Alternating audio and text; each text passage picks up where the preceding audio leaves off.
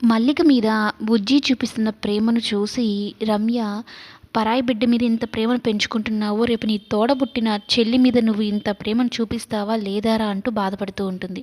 అయితే ఆ పాపకు సంబంధించిన ప్రతి ఒక్క పని బుజ్జినే చూసుకుంటూ ఉంటాడు. తనకి డైపర్ వేయడం రాకపోతే కేశవ దగ్గరికి వెళ్ళి, నాన్న నాకు చిన్నప్పుడు వేసుంటావు కదా, ఒక్కసారి చూపి నాన్న, పాపకి తర్వాత నుంచి నేనే చూసుకుంటానని అయితే చెప్పడంతో ఒక్కసారిగా ఆదికేశవ షాక్ అయిపోతాడు. ఇంత ప్రేమ ఎందుకు పెంచుకుంటున్నావురా అన్నట్టుగా. అయితే ఇక ఊరి బహిష్కరణ చేసేశారు ఆదికేశవ్ని.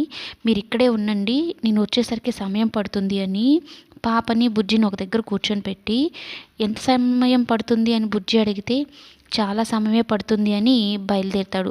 బుజ్జికి నుదుటిన ముద్దు, అలాగే మల్లికని ముద్దు పెట్టుకొని బయలుదేరుతాడు.